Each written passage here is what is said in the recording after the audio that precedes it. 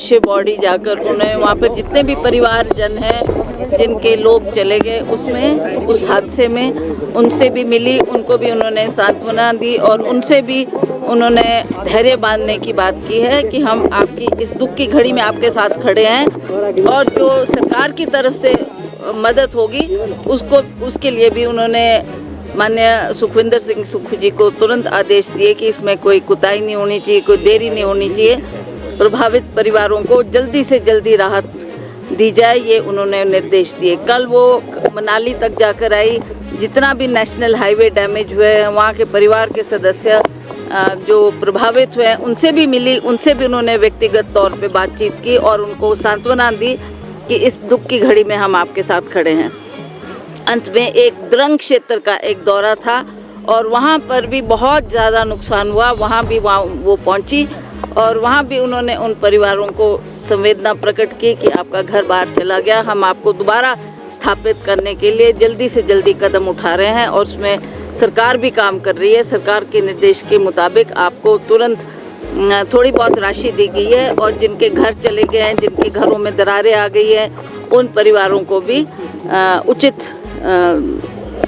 पैसा दिया जाएगा। आपने एक पत्र भी लिखा है सांसद को, क्या?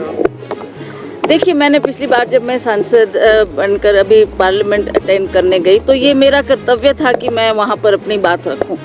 पर आप जानते हैं कि वहाँ मुझे मौका नहीं मिला। मणिपुर इशू बहुत ज़्यादा था, इसलिए हमें अपनी बात कहने का टाइम नहीं मिला और प्रधानमंत्री को मिलना तो बहुत कठिन कार्य है। पर फिर भी मैंने जो हमारी फाइनेंस मिनिस्टर है सीतारमन जी, उनसे भी आग्रह किया कि ऐसे वक्त में आप हमारी मदद करें। उन्होंने कहा आप तुरंत एक मुझे भी चिट्ठी लिखें, होम मिनिस्टर को भी चिट्ठी लिखें और हम इसमें अवश्य हिमाचल प्रदेश की मदद करेंगे, ऐसा उन्होंने कहा। अब कितना अनाउंस करते हैं, कितना देते हैं, that is for the prime minister to decide. Obviously मैं इसीलिए उत्सुक हूँ कि हमारे को मौका मिलना चाहिए और हमें इतनी बड़ी त्रासदी हिमाचल में हुई है, वो हिमाचल प्रदेश जिसको माननीय प्रधानमंत्री जी ये कह के गए पिछले इलेक्शन के दौरान कि ये मेरा दूसरा घर है और आप दूसरे घर की तरफ देख भी नहीं रहे हैं कि वहाँ कितनी त्रासदी होगी, कितना नुकसान हो गया। इसकी स्टेट गवर्नमेंट इसकी भरपाई नहीं कर सकती। उसके लिए हम प्रधानमंत्री जी से आग्रह कर रहे थे कि आप हमारी बात सुने और आपकी मदद के बिना हम इस काम को पूरा नहीं कर पाएंगे, इसलिए आपकी मदद हमको इस क्षण में अवश्य चाहिए। मुझे पूर्ण विश्वास है कि जनता की आवाज़ को सुनते हुए प्रधानमंत्री अवश्य हमारी बात को सुनेंगे और इस पर उनको तुरंत धनराशि भी घोषित करनी चाहिए और जो यहाँ पर त्रासदी हुई है उसके लिए संवेदना भी प्रकट करनी चाहिए। वो प्रधानमंत्री जिन्होंने